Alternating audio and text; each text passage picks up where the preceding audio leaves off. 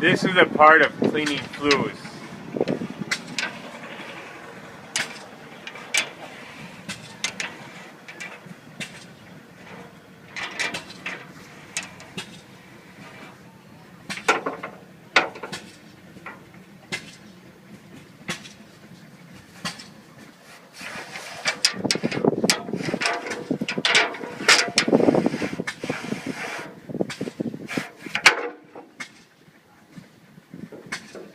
As you can see, all the soot is coming out.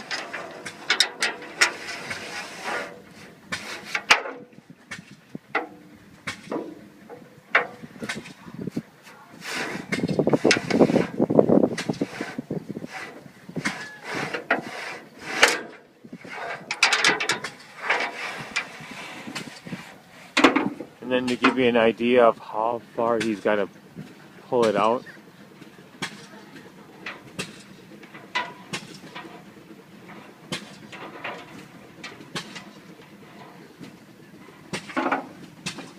And this is the machine he's using, the steam engine,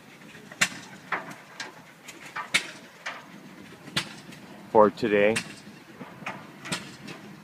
You have to do this every time before you start the engine or fire it up.